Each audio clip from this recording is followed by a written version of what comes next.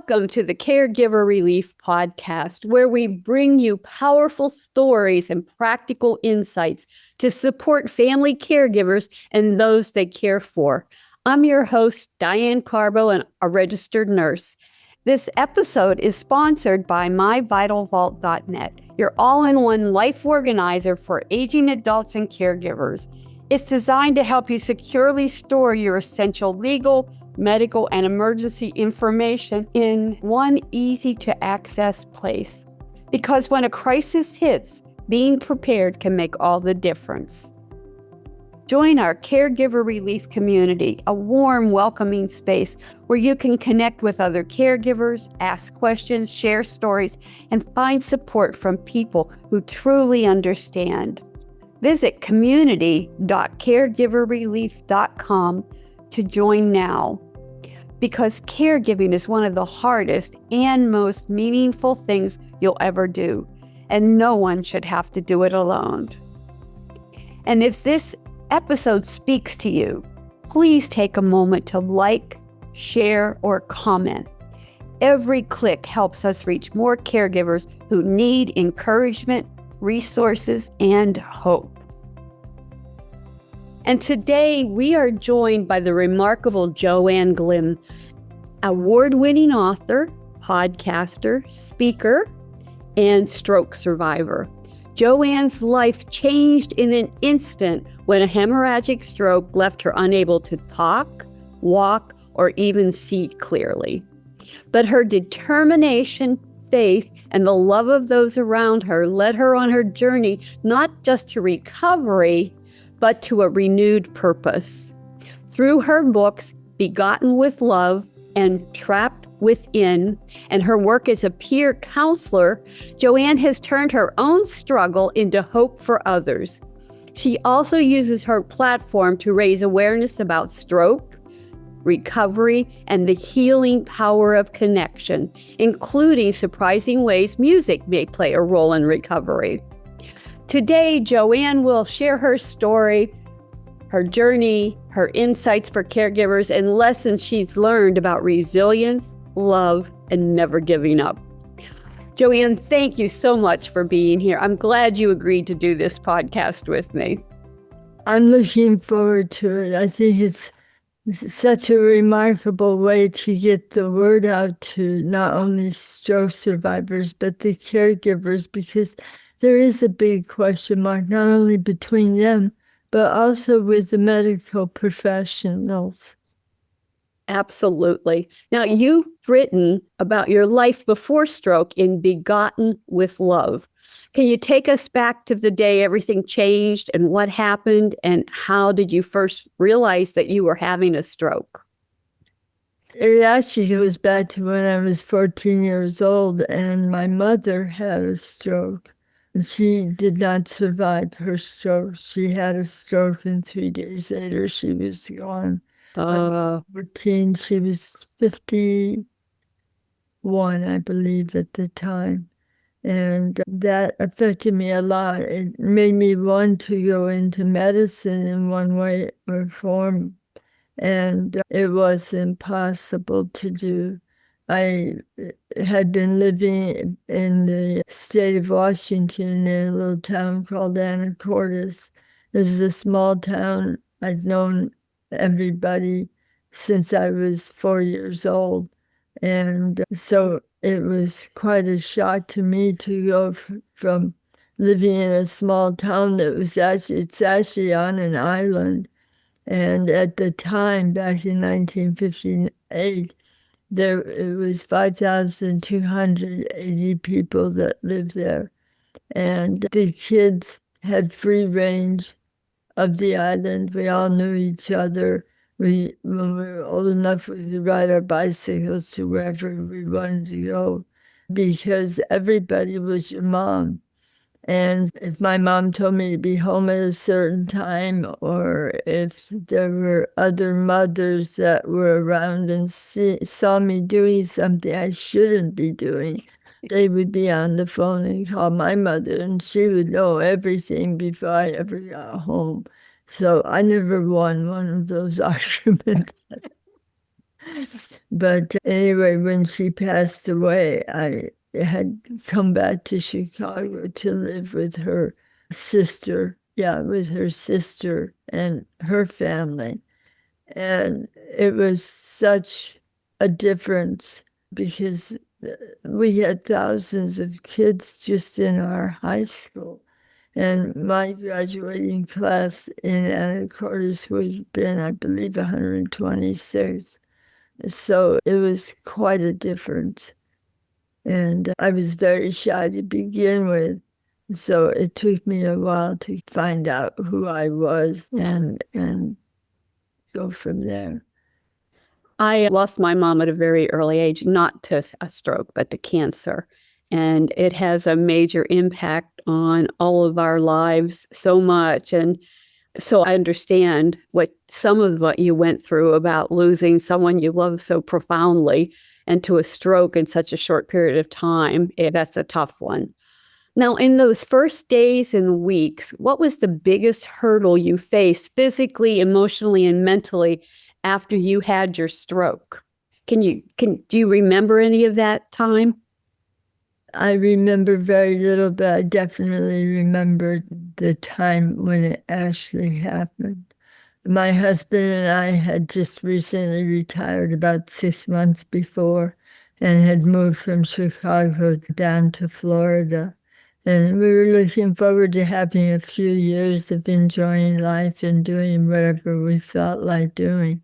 But we also wanted to stay involved because once you're retired, the things that you love can actually start to settle into your life and Yep. you can really make progress and do good things with your life. And it feels good to be able to do that.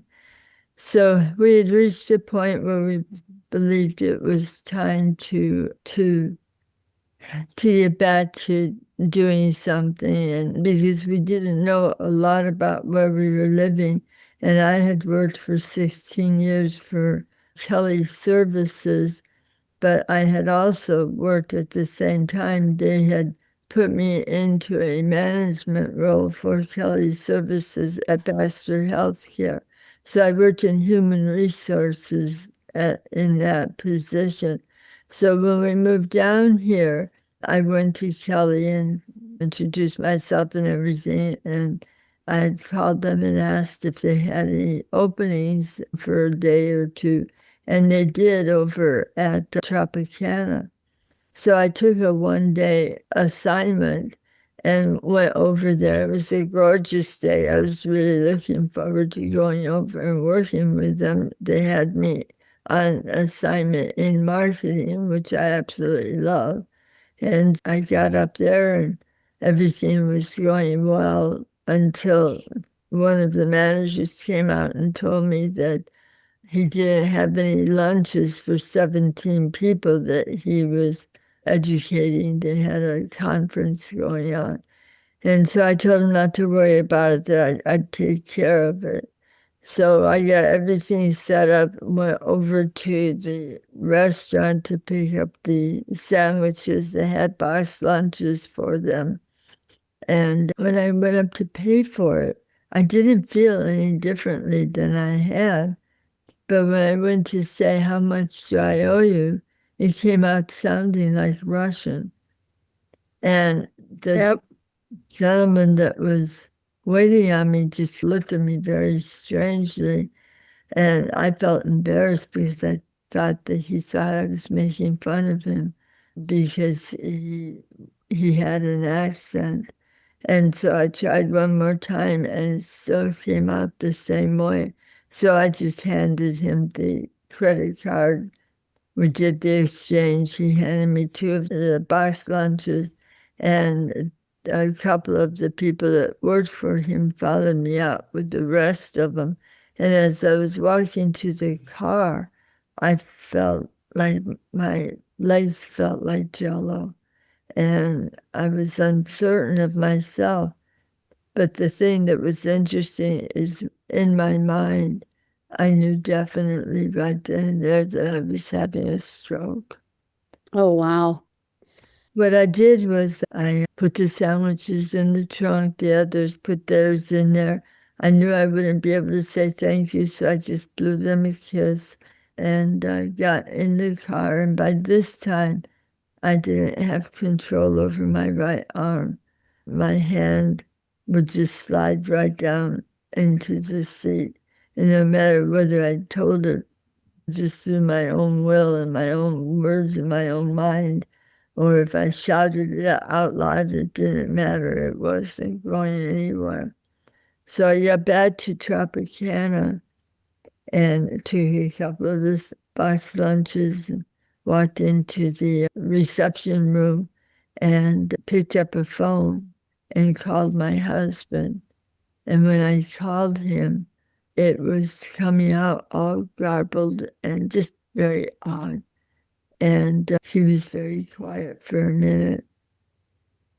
And then he said, "I'm sorry, I think you have the wrong number." And I kept thinking in my mind, I have to think of something that I know that's one word and I can get that out.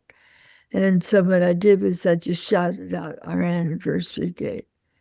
And all of a sudden he goes, "What's the matter with you?" And I told him, "I'm sick and meet me at the hospital." And I turned around, I hung up, I turned around and I looked at the car still out in front of Tropicana. It was still on. And I'm looking at the people who are returning from lunch. And I hate golfers. When it happens, no matter where there's an accident, everybody's going to stop and take a look. And I thought, I'm not doing that. So I walked out to the car and I realized that the car was only about maybe a mile, if that, not even, maybe half a mile away from where Tropicana's office is. I saw my car still waiting out in front of Tropicana. The engine was still going. People were coming in from the lunch break. And because I was sick and I had no idea what was going to happen, except if I had called 911, we would have had an emergency situation right in the middle of the reception room. And I hate golfers, and I wasn't going to put up with that. But I still felt good enough that I believed that I could drive myself to the hospital. So I got in my car, and I did. I drove over there. I parked in a parking spot for an ambulance because there were no other parking spots. When I went to get out of the car, the gentleman who watches the parking lot was on his little, I want to say go-kart, and that's not right. It's the golf cart, on his little golf cart in his uniform, and he came over. But by this time, I'm standing, pressing up against the window on my car. My arm is sloped over, it looks like a ski slope. I didn't realize, but by that time, my mouth was beginning to droop. And when he came up, he looked at me and he said, "Lady, you can't park here." And I said, "I think I'm having a stroke." Well, he looked at me, realized it was true, never said anything like, "Let me help you." He just said to me, and he said, "Okay, I'll keep an eye on your car, don't worry about it," and drove off. And so I'm looking at him. I walked the 15 steps to the front door, and when they opened, it got that air in it, so it made that whoosh sound. So you would think somebody would turn around to see who's coming in, but nobody did. So I stood right in the middle of there, and I just yelled out as best I could, "I think I'm having a stroke." And I no sooner said that, and the nurse turned around and looked at me and said, "She walked in here?" And just at that moment, somebody came behind and put their arms under mine, and I collapsed. And that's the only thing I remember. I have a friend who was in her mid to late 80s. Her name was Charlotte. She's no longer with us, but Charlotte would have TIAs or trans ischemic attacks. And they never, every time she'd call 911, because she lived alone, by the time they got there, they had resolved and nobody does anything. And people don't understand that a TIA is, they call it a mini stroke, is a precursor to a bigger stroke at some time in your life. So you really want to address and manage yourself, your health, so that maybe you won't have the bigger stroke. But I literally she drove a Ford 150 big truck. She's in Pennsylvania in the country. And she's driving. We're going out to lunch. We come back from lunch, and as she's talking to me, she starts to have slurred speech. And just like you, it started to be garbly goop. You couldn't understand it. But knowing her health history, and I'm a nurse, I just said, pull over right away. And because she was the one that was driving this monstrosity of a truck, I said, pull over right away. And I pushed her over and got in her side and took her right to the ER. And that was the first time that they were absolutely able to see that she had a mini stroke. And that shocked me, because they can be very transient. 1 minute you're feeling bad, and the next minute you're having a stroke. And then all of a sudden it's resolved again. And I guess during those periods, people don't always realize what's happening to them when it's occurring.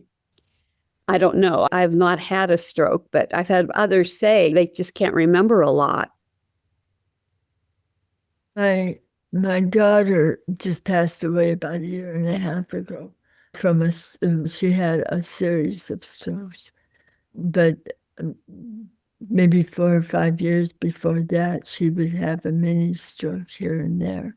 Mm-hmm. For her, what she would do is, when she had them, you're right, I think they don't understand how serious it is, because you don't have the pain. Yep. It's there, and they do something, and it's gone. And yes, most of us feel like if you get an aspirin or you get something, other type of medication, it makes it go away. You feel like Wonder Woman or Superman or somebody, because you fought it, you got rid of it. And so you don't yourself take it as seriously as you should. Exactly. And that's why I really appreciate you bringing this topic to light, because so many people poo-poo or dismiss or discount even that what they're feeling or what their family member's seeing resolves. Oh, they're fine and it's not going to happen again.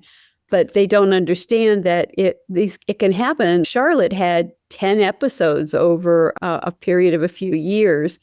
And it was that one that I was with her that observed it and took her right to the ER, that she didn't have to wait for an ambulance. She didn't have to wait to be able to call. And we actually we got her to the ER, where they diagnosed her and started to work on teaching her about preventing a stroke in the future, because she was still a bad diabetic. She'd eat extra sugar and take more insulin.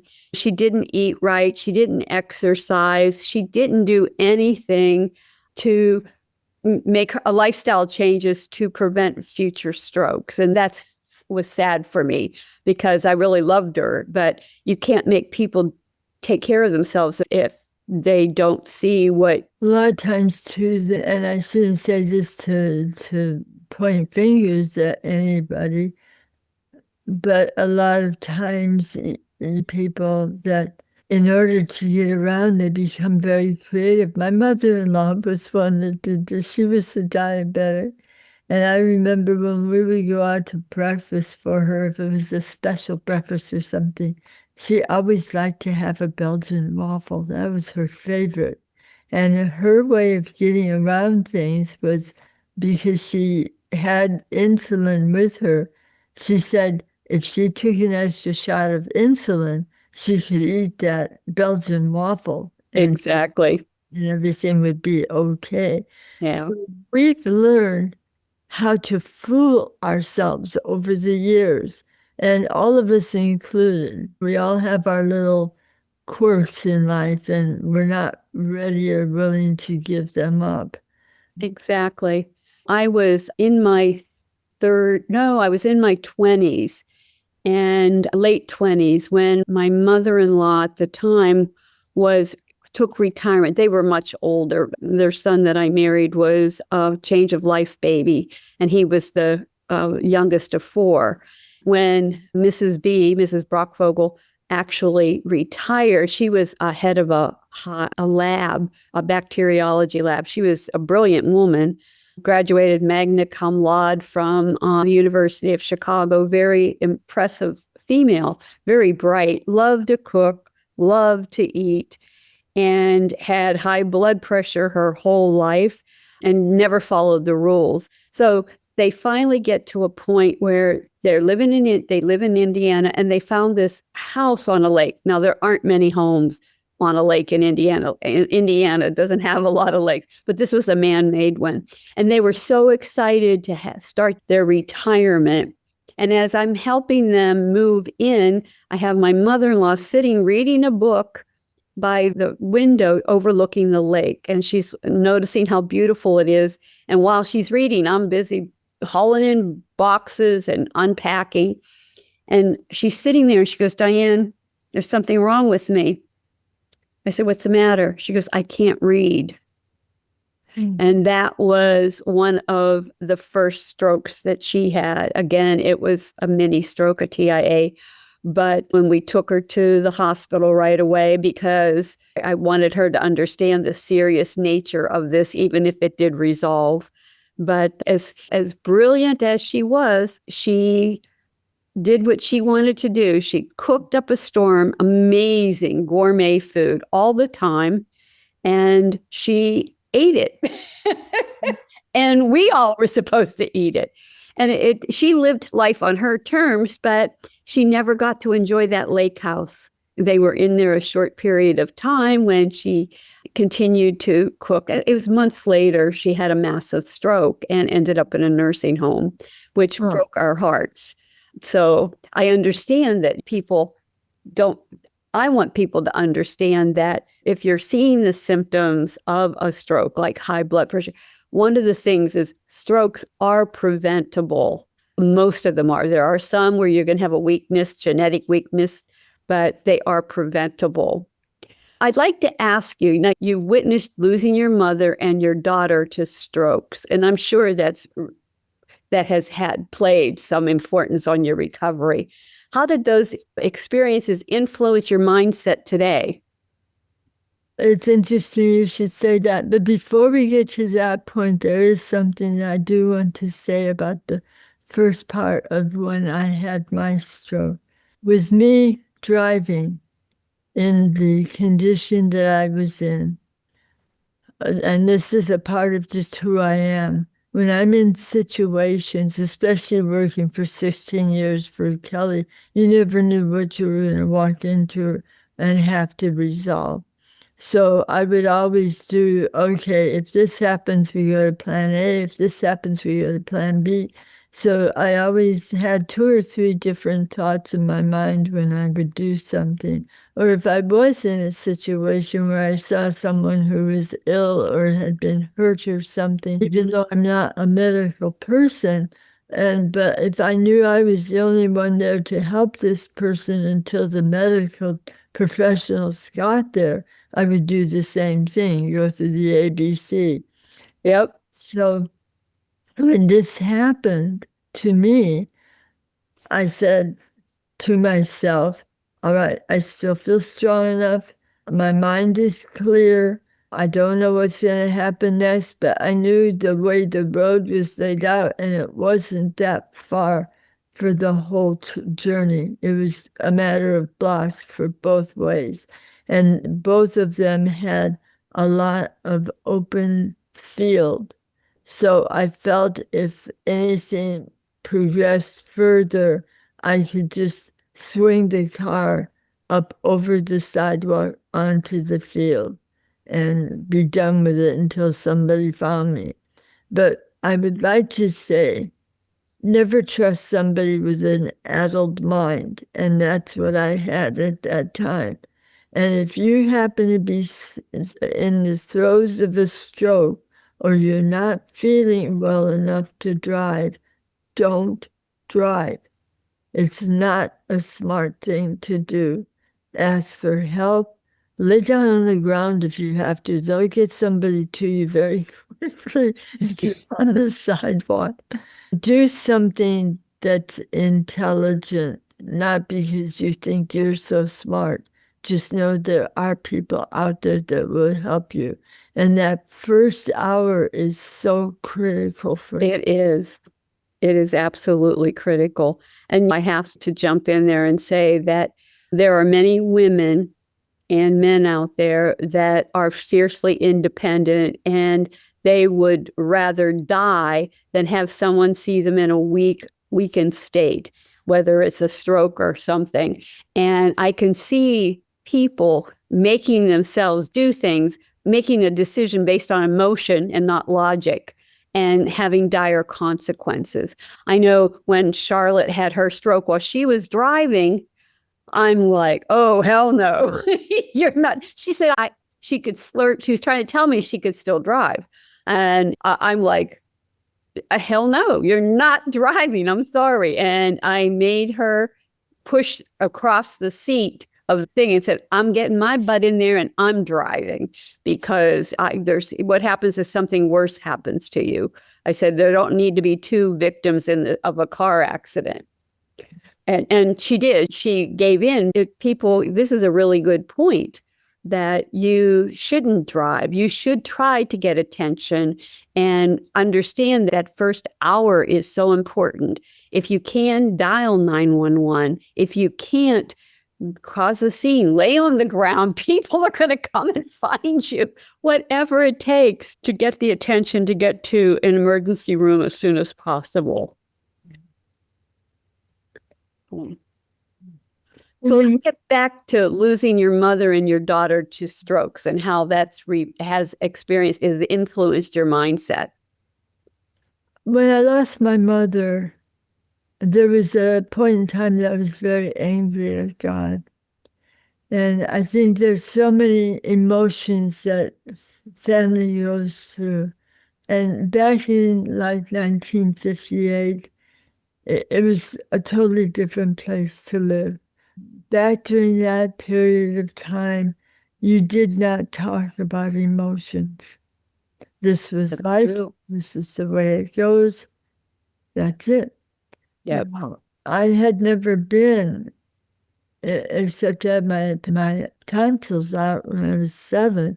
I'd never been in a hospital, never saw anybody that was critically ill. And when my mother passed away, our pastor came over.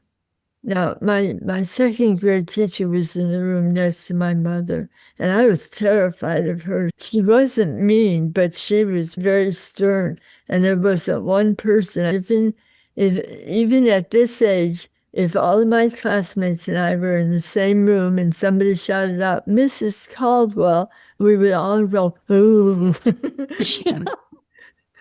None of us would dare to say a word in her. Yep. And so when I walked into the hallway and I saw Mrs. Caldwell in the room right across the way from my mother's, she said, Joni, come here. And I'm like, when do you see my mom? But I did. I went in there. She was so kind and so gentle and so loving, and who knew how difficult this whole situation was. She said, if you need me, you come in here. And I just was so taken by that. And so I went in and I saw my mother just briefly, and she was sleeping at the time. Later that evening, my best friend, she had invited me to go with her and to their church, and the kids were having a meeting. So they prayed for my mother, and because I was 14, I didn't drive. My aunt and my grandparents lived with us, but they didn't drive, and neither did my mom. So the kids' parents drove me to the hospital. When I got in there, my mother was awake. She wasn't able to open her eyes, but she grabbed my hand and just held it so tightly. Oh, it hurt. I really thought she was going to break my fingers. But we talked for a while. I told her I loved her, and I saw a tear kind of trickle from the side of her face. And I told her I'd be back the next day, that there were people waiting to take me home. And I left. And that was the last time I'd seen her, when she was still alert herself. So the next day when I went back is the day that she passed away. And after she did, and Mrs. Calvo came out there and just held me while all of this was going on. Well, when our pastor got there, he grabbed me by the shoulders and pulled me into her room. And he put me so that my face was facing hers. They had not closed her eyes yet. She had just passed away. And he said to me, he said, "She's dead now. She's not here anymore."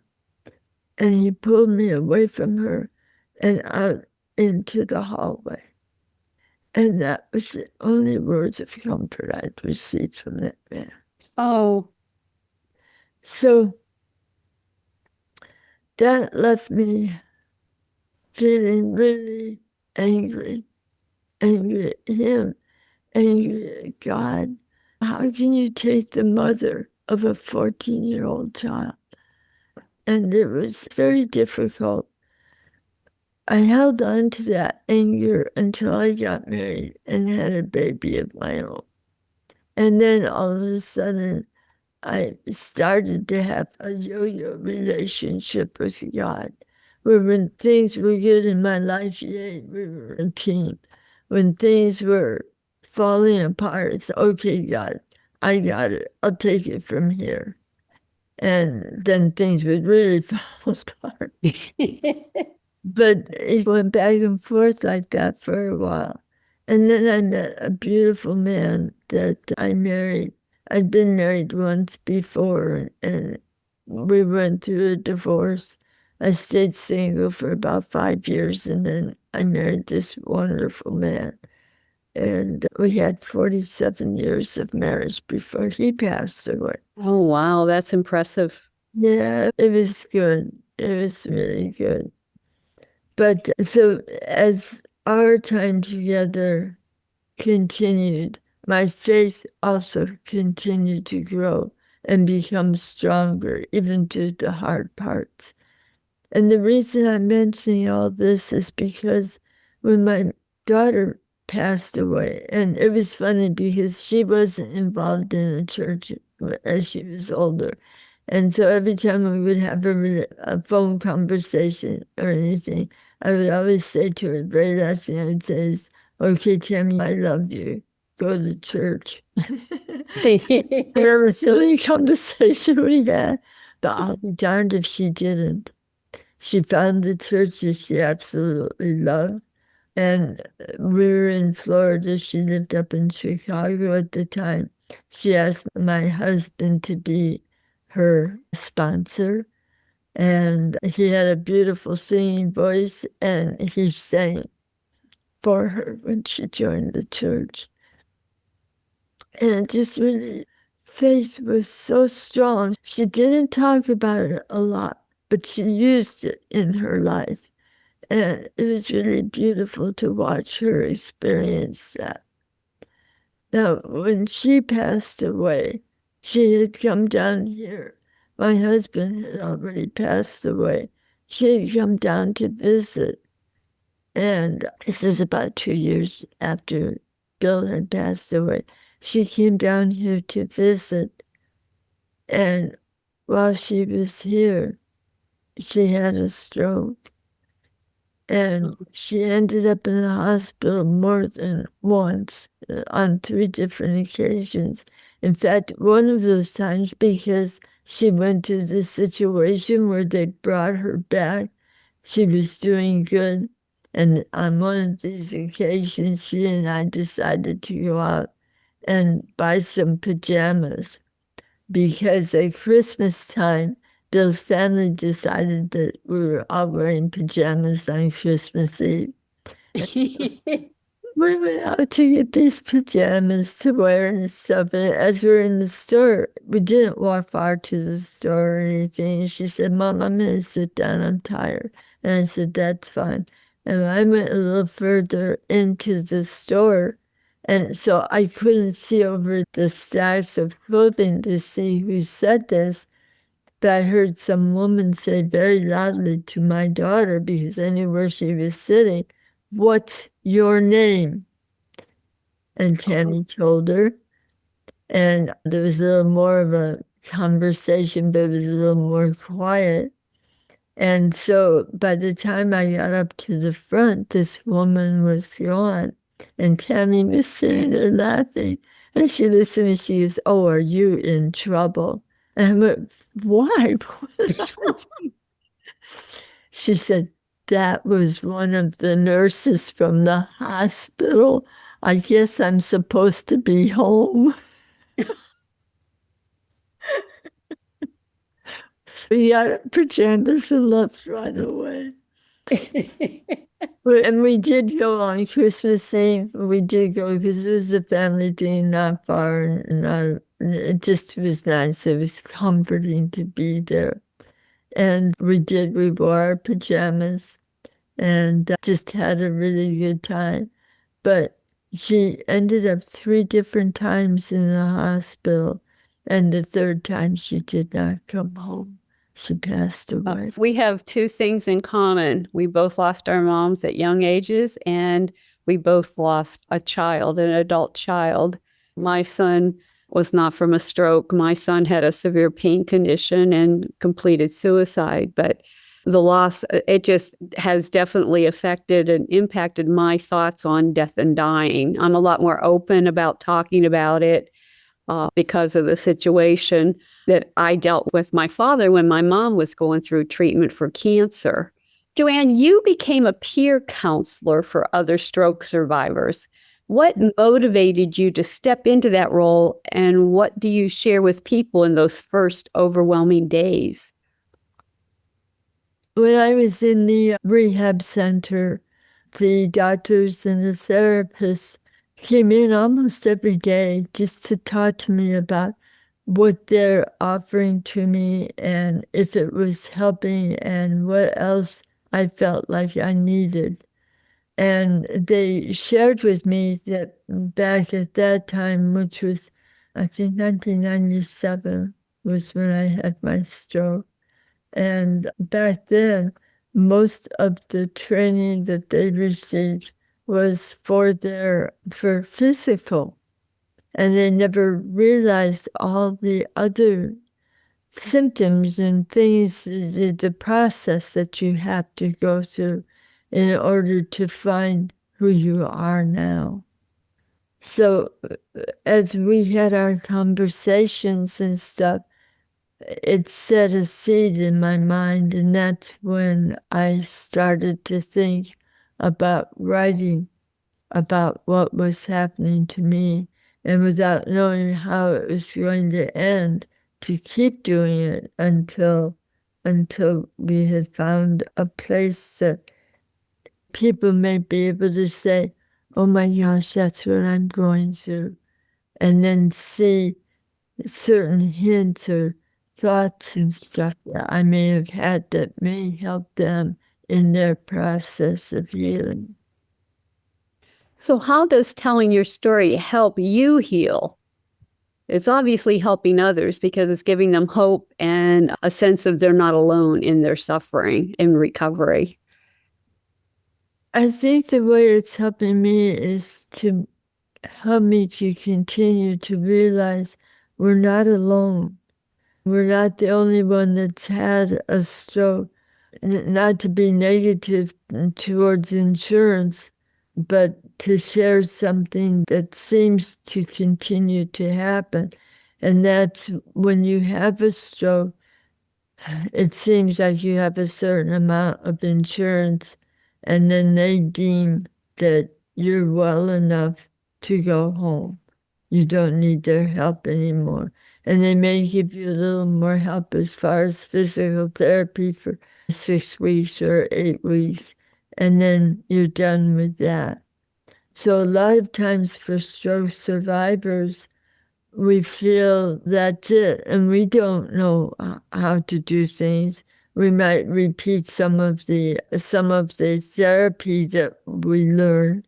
Especially, I used to do that when I was cooking dinner. I'd have the radio on to a song that I liked, and I'd be kicking my heels backwards or doing some steps or something. Enough for that song, and that was it. And that wasn't really giving me what I needed to do. So somewhere along the way, if you want to really be tough on yourself, you have to begin to look at yourself as like an Olympian and really push yourself to do the best you can. Now, when I say that, I'm not saying no pain, no gain, because that's the furthest thing from my mind, because that can cause more harm or disillusionment than anything. But what I'm saying is, if you're having difficulty with your hand, if your hand is curved up so that you can't get your fingers down straight, be kind to yourself. Go and put a washcloth or a dishcloth in the microwave for, I'm not sure if it's 30 seconds or a minute. It's not very long. And it will warm it up. Roll it up. Put it in your hand so that your fingers aren't quite as clenched as they are when you have nothing there. And do that for maybe an hour. And then the next night, do the same thing. And you'll start to feel an ease in your fingers from doing that. And then start doing things like taking one finger at a time and just rubbing it from the bottom where it joins the hand all the way up to the tip of the finger, because it's allowing more blood to flow into your fingers and it's helping to soften it. So people don't realize that after a stroke, it's ongoing rehabilitation for the rest of your life. They don't realize that if you stop walking or exercising, you're going to lose your ability, just like you would if you were naturally aging.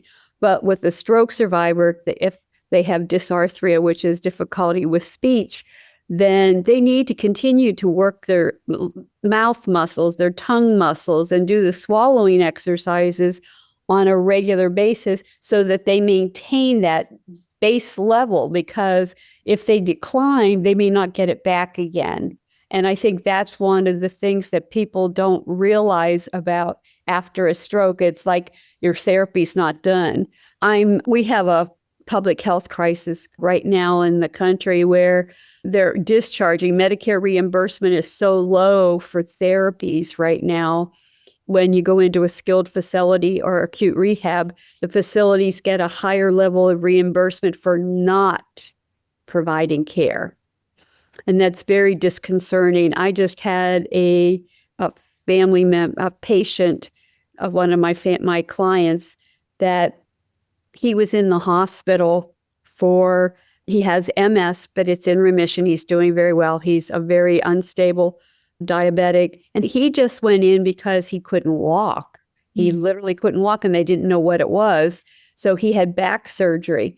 They sent him home in 12 days. He was home less than an hour, and we had to send him back because when his wife transferred him to the toilet, she fell, and he had to go back in to have surgery again on his back. And what I'm seeing is that rehab is not being provided to patients that need it on a regular basis.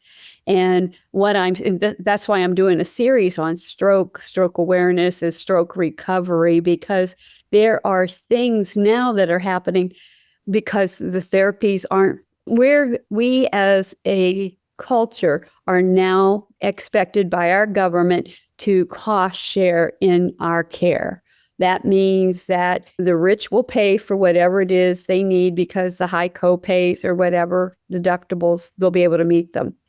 The middle class will do like they've always done. They will take out second mortgages, reverse mortgages, whatever it is to get the treatment. And the poor and the elderly with poor funds are going to do without. So I'm really concerned about stroke recovery. And I'm reading we're having hybrid therapies where it will be done online. The therapy will be done with the patient that needs the therapy and their family caregiver being directed to do the care, do the session, the physical therapy, speech therapy, or OT session under the direction of a physical therapist via online. And I'm like, oh my gosh, now they have exoskeletons that you put on your hand to exercise your hand regularly. There are all these products coming out to help us recover because our healthcare system's very broken and people aren't getting the care they need at home. In fact, this gentleman with the MS and the back surgery, he was literally discharged after 2 weeks in rehab, acute rehab, and he had a decubitus on his heel that the facility didn't document or the nursing staff never looked for and noted. And as an old rehab nurse, I can tell you right now, that just made me so angry because he could lose his foot. We don't know yet. We're still dealing with that. But how do you do that if you're getting people up and you're taking them to therapies and you're doing things? They're leaving them stay in bed, which is really frustrating to me. And I'm sure you hear this now. You have a podcast, Stroke Survivor Stories Plus, and it brings together voices from the stroke community. What's been one of the most memorable moments from those conversations? Oh my goodness. I think one of the ones that I remember the most is a woman she's a beautiful woman and she's so smart. But her health is really, how do I put it? It's fragile. Just because what happened with her, I've not talked to her about sharing this, but I think it's all right. She had been in a car accident. She shared this on our story when I did an interview with her. She had been in a car accident that had really crushed her pretty bad. And afterwards, she had a stroke. It was from everything that had happened, but it hadn't happened at the time of the stroke, I think is what I'm trying to say. She had a podcast as well, and she was doing physical things at that time. Now, she did not do anything. She had her stroke and did nothing as far as physicality for 9 years. Oh my. And when she found out, because right now, why is that word escaping me? It's not coming to me. Anyway, they do things repetitively nowadays. And when she started to do some of the things that had been taught to her, she started to get movement back in her hand. And wow. After all those years, it's clumsy, but she's capable of picking things up in her hand, which is a big hooray. And there are a lot of podcasts that are on there right now for stroke survivors.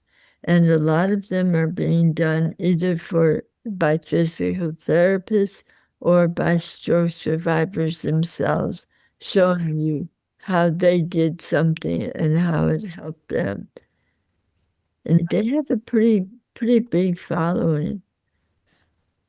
We need that because strokes are absolutely the majority of them are preventable, but people don't realize that. So the more we have about stroke awareness, the more we talk about how TIAs are a signal to a future stroke. Don't dismiss them, and don't think that just because the symptoms that you are experiencing go away and you think you're back to normal, you're not at baseline. You won't be. You're just going to keep having these until it gets to a dangerous level, and you may never come back from it. Some people never come back home after having a massive stroke. So it's really important that we teach people that eating right, exercising, making healthy lifestyle choices can delay or prevent or even help you during your recovery so that you can get to a higher level of functioning than you did after your stroke. And it's possible. I've seen it many times. You were saying that you were trapped from within and you couldn't physically or emotionally speak. So what message do you want to leave with people today about, from your perspective, what they misunderstand about stroke recovery and how they can better support their loved ones? I would say never give up. And that's a saying that we all say online. Go in and take a look at some of the stroke groups that are on there. They've got some really good ones. But there was a couple of things that I was thinking about before we did this show that I wanted to make sure that caregivers knew about stroke survivors. One of the first things after a stroke, after the trauma portion of it, is more or less, see, I'm having an aphagic moment myself. When it's calmed down, when the trauma is calm, but you're still recovering in the first throes of the recovering stages of it. The things that we look for without even realizing is kindness, love, patience. Because at that time, it's hard for us to put a thought together. If you ask us a concept about something, I would imagine most stroke patients can't give it to you. One of the other things, especially for people who are caregivers or friends who are visiting or friends that have gone out with you and stuff, this was a big pet peeve with me when I was in a wheelchair. Do not move my chair without my permission. Amen. It would be the same as if I had walked up to somebody, put my hands on their shoulders, and moved them where I wanted them to go. First off, it's scary because you don't know who's behind you. Most of us don't have the flexibility to turn and look to see who it is. So you have to be very careful with that. I'm going to jump in here and say that to the family caregivers that are providing care to someone with a stroke, patience is absolutely necessary. I know people that in acute rehab, which is what I did, and then I did home care for years. I can tell you that one of the things I noticed is family caregivers want to hurry up and help them get dressed, help them do everything. And that is the wrong approach. You want a person post-stroke or any injury or illness or disability to do as much as they can for themselves. Yes, it's painfully slow to sit there and watch them put a shirt on, or they should be able to ask you for help. And I've had people scream at me, "Don't just stand there, you lazy bum.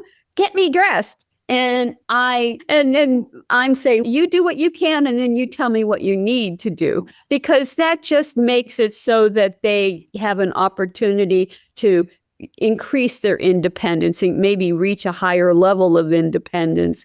But patience is a virtue. I know many, they don't understand about the assistive devices that can be used, like when you're watching somebody eat and they're shaking and they're not getting the food to their mouth. There are special spoons, special tools, and even special plates to help a person eat by themselves. Now, I know that the family caregivers, so they say, oh, but it's so painful to watch. You know what? Until somebody asks you for help, you need to allow them to eat whatever they can on their own. It gives them a sense of well-being and their self-esteem and dignity.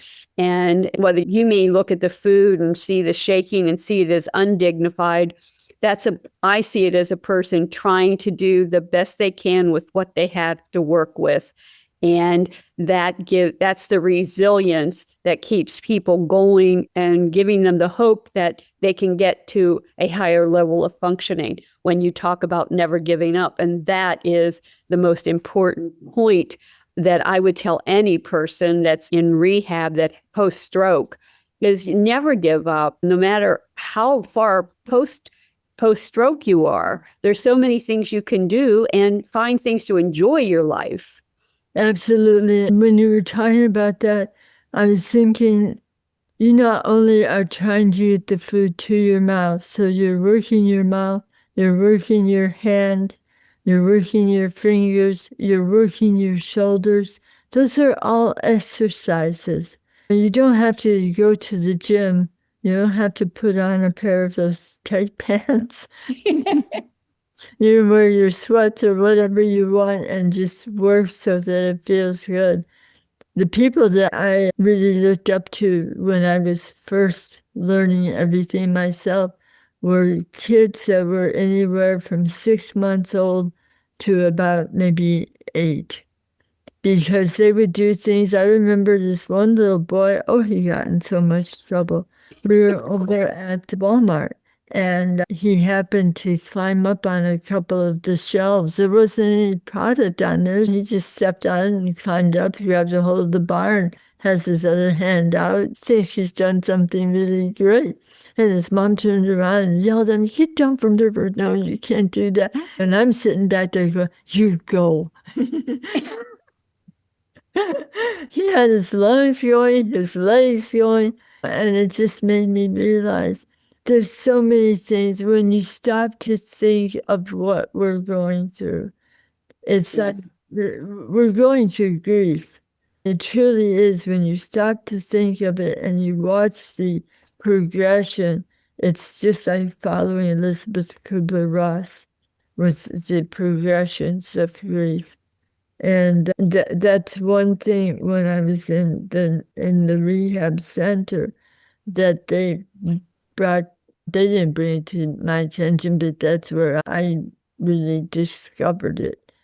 And there was a woman, because you struggle with, am I always going to be like this? And you're trying so hard to get back to who you were. And when you think of the creativity of children, they haven't been taught that, okay, if you know that this is what you want to do, then you're locked into it for the rest of your life. They haven't figured that out. Nobody's taught them that's what they want to do. They're taught to try this. Maybe this will be a little better. Or because they grow and they're taller and stronger, they can do it a little bit differently. And what we're doing when we're trying to come back is we're railing against being creative. And one of the things that I think is very important is to allow the stroke survivor to think of things that they enjoy doing. For example, I love to garden. Well, my hand wasn't strong enough to hold on to a tool or do anything like plant something. But my husband went out and bought me some tools that were battery operated. I couldn't use them for long, but I couldn't use them for long because I didn't have a lot of energy anyway. And that's another thing for us, for stroke survivors. We need to be kinder and more gentle with ourselves. And for caregivers to understand when we say we're tired, we actually need that sleep. That's a part of the healing process.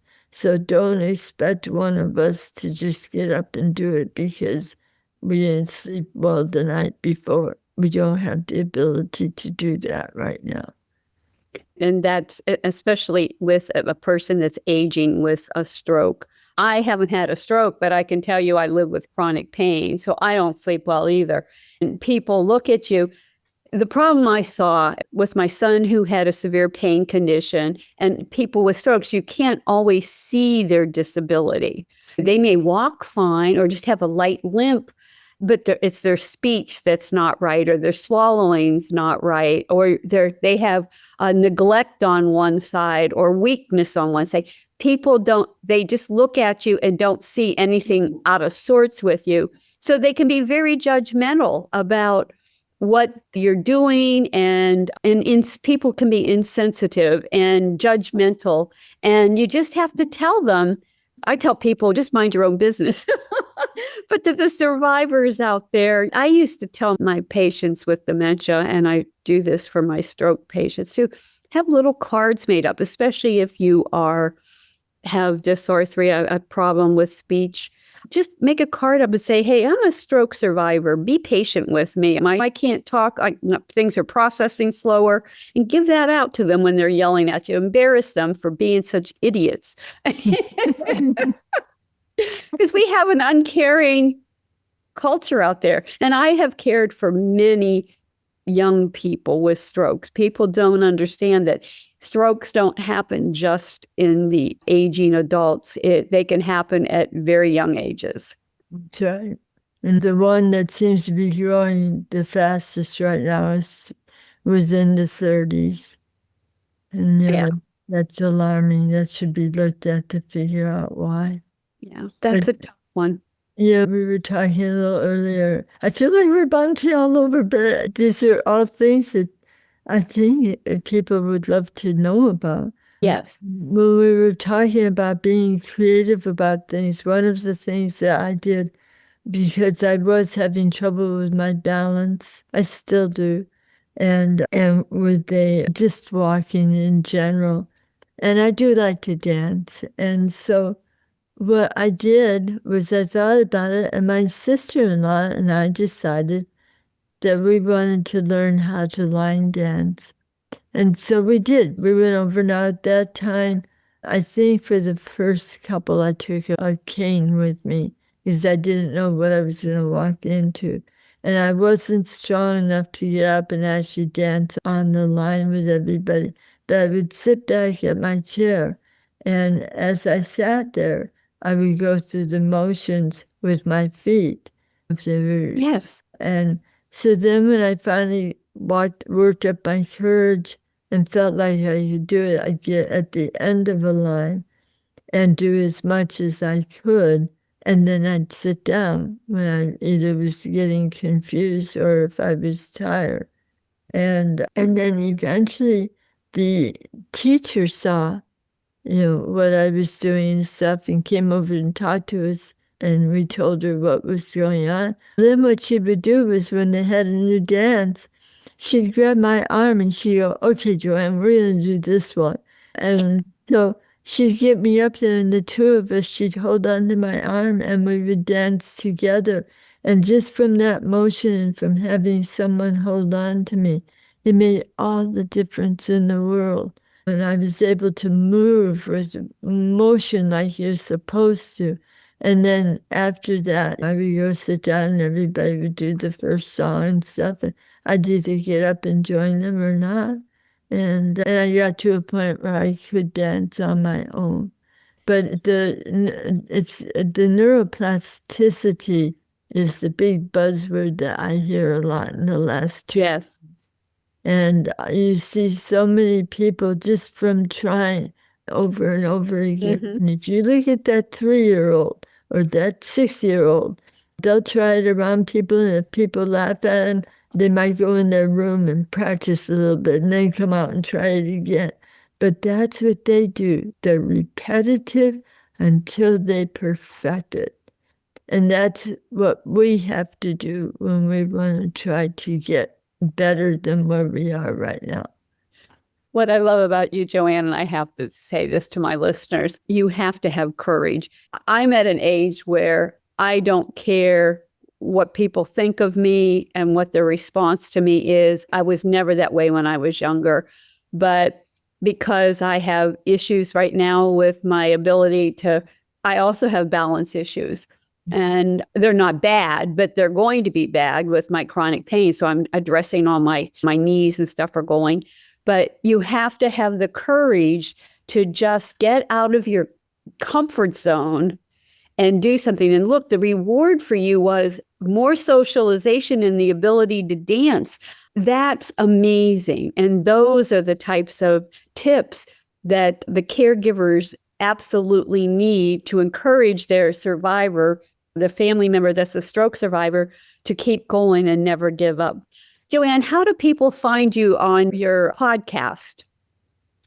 We are on YouTube, and it's under my name, or you can find it under Stroke Survivor Stories Plus. I'll put a link to your information on the bottom of the page after we put up the podcast. Jo Ann, thank you so much for your time today. I appreciate it. I think that we have a lot of people that are going to that need this information. And I'm going to do this, share it during Stroke Awareness Month. But every month needs to be Stroke Awareness Month. So thank you for your time, Jo Ann. Well, thank you so much. I've really enjoyed being with you. To my family caregivers out there, you are the most important part of the caregiving equation. Without you, it all falls apart. So learn to be gentle with yourself. Practice self-care every day because you are worth it.